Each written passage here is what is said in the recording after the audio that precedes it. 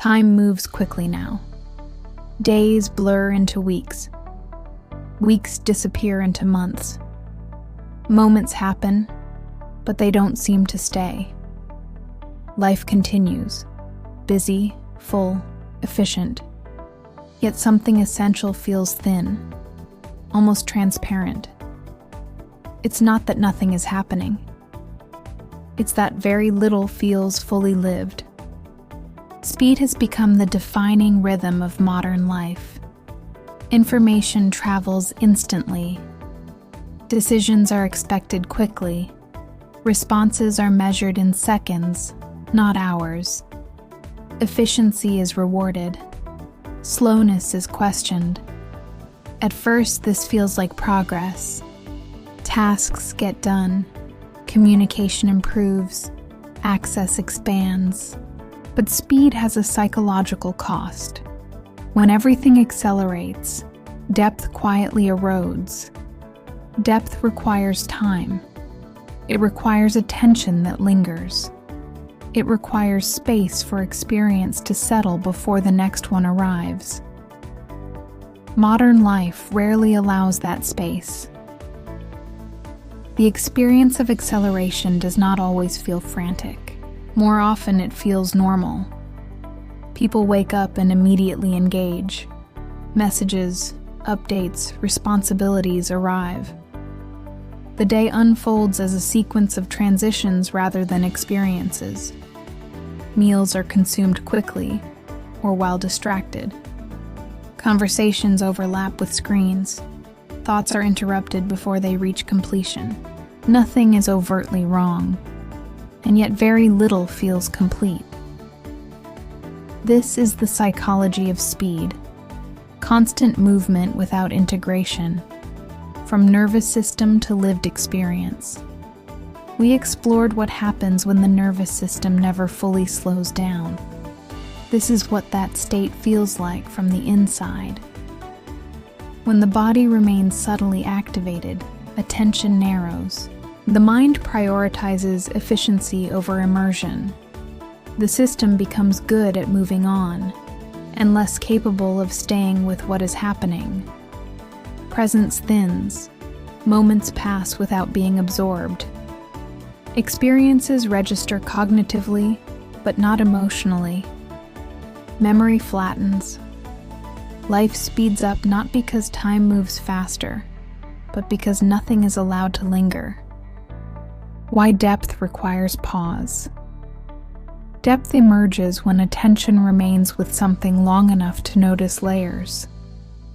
Emotion deepens when it is felt, rather than managed. Meaning forms when experiences connect. Insight arises when thought is allowed to settle instead of being replaced. Speed interrupts all of this. The faster attention moves, the less it gathers.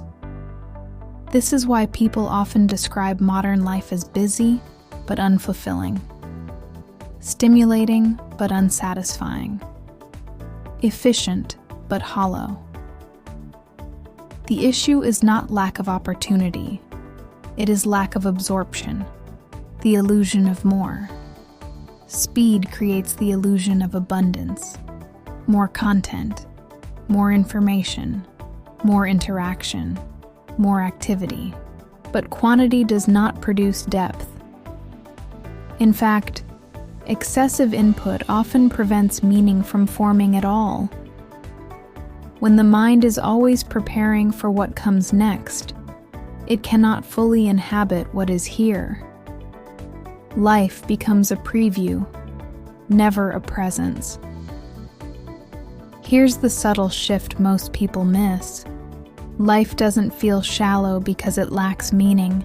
It feels shallow because attention rarely stays long enough for meaning to emerge. How speed changes relationships. Acceleration affects how people relate. Conversations become updates rather than explorations. Listening becomes partial. Responses are shaped by efficiency rather than curiosity. Depth in relationships requires slowness, not inactivity, but attentiveness. It requires staying with discomfort, ambiguity, and silence. When everything moves quickly, these moments are skipped. People still connect, but often only at the surface. Over time, this creates a quiet sense of emotional distance, even among those who interact frequently. The cost to identity. Depth is not only relational, it is internal.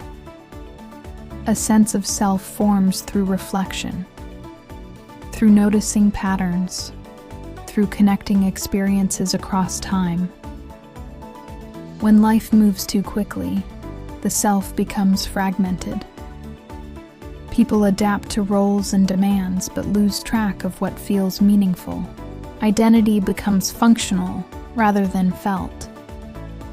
This is why many people struggle to answer simple questions about what they enjoy, value, or need, not because they lack answers, but because they lack stillness. Why slowing down feels uncomfortable. Slowing down is not neutral in a fast system. Stillness allows sensations to surface. Emotions emerge. Fatigue becomes visible. Questions arise. For a nervous system adapted to speed, this can feel unsettling. So life accelerates further. Busyness becomes a buffer. Speed becomes protection.